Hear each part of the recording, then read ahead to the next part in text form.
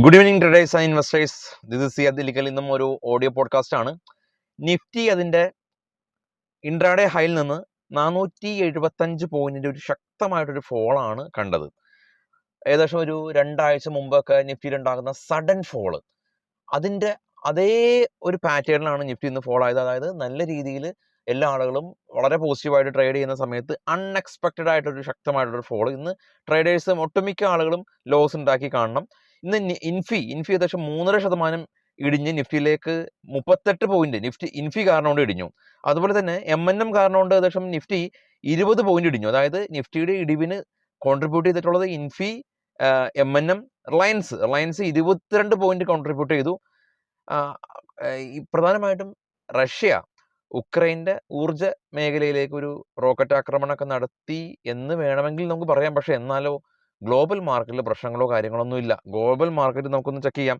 Global market കാണാൻ ഏറ്റവും ടോപ്പിൽ ബിറ്റ്കോയിൻ 95,000, ബ്രന്റ് ഓയിൽ 72, അതിന് താഴെയുള്ള എല്ലാ ഏഷ്യൻ മാർക്കറ്റും പോസിറ്റീവായിരുന്നു. ഡോ ഫ്യൂച്ചർ ഇപ്പോൾ ട്രേഡ് ചെയ്യുന്ന ഡോ ഫ്യൂച്ചർ പോസിറ്റീവാണ്.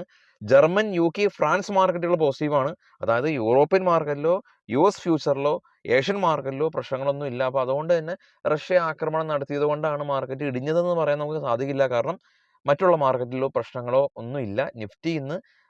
നിഫ്റ്റിയിൽ SBI life 5%, MNM, Infosys, HDFC life, Bajaj finance തുടങ്ങിയ കമ്പനീസ് 3 മുതൽ 5% വരെയുള്ള ഇടിവ് ഉണ്ടാക്കിയപ്പോൾ Adani enterprises, Shriram finance, SBI, Cipla പോലെയുള്ള കമ്പനീസ് ചെറുത്തുനിൽപ്പ് നടത്തി എന്ന് മാത്രമാണ് നമുക്ക് പറയാനായിട്ട് സാധിക്കുകയുള്ളൂ.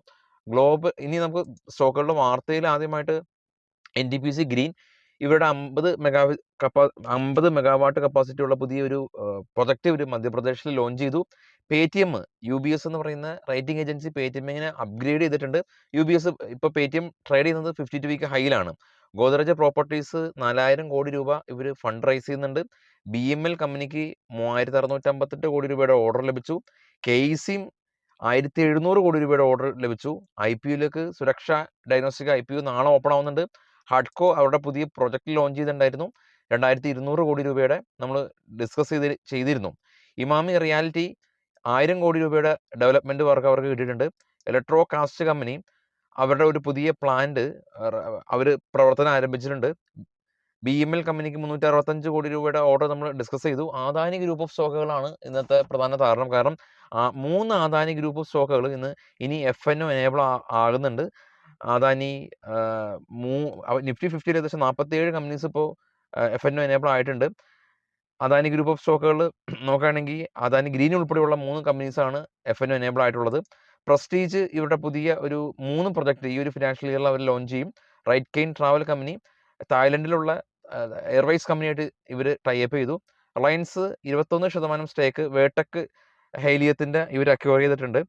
ഫൈൻ ഓർഗാനിക് ഇൻഡസ്ട്രീസ് കമ്പനി ഇവരുടെ പുതിയ മാനുഫാക്ചറിങ് ഫെസിലിറ്റി ബദലാപൂറിൽ ഇവർ ഇനാഗ്രേറ്റ് ചെയ്യും. ഡോക്ടർ റെഡ്ഡിയുടെ പുതിയ നെക്ക് ക്യാൻസറിന് വേണ്ടിയിട്ടുള്ള പുതിയ മെഡിസിന് ഇന്ത്യൻ ഡ്രഗ് കൺട്രോൾ അതോറിറ്റിയുടെ അംഗീകാരം ലഭിച്ചു. മാരിക്കോ UBS എന്ന് പറയുന്ന റേറ്റിംഗ് ഏജൻസി മാരിക്കോനെ അപ്ഗ്രേഡ് ചെയ്തിട്ടുണ്ട്. അപ്പോൾ പ്രീ മാർക്കറ്റ് ന്യൂസായിട്ട് നമുക്ക് എത്താൻ ശ്രമിക്കാം. നിഫ്റ്റിയിൽ നമ്മൾ നേരത്തെ കണ്ടപ്പോൾ തന്നെ ഒരു സഡൻ ഫോള്, അതിൽ ട്രേഡേഴ്സ് എല്ലാം തന്നെ ട്രബിൾ ഉണ്ടാക്കിയ അല്ലെങ്കിൽ ലോസ് ഉണ്ടാക്കിയ ദിവസമായിരിക്കണം ഏറെക്കുറെ ആളുകൾ ഇന്നുണ്ടാവുക. Thank you.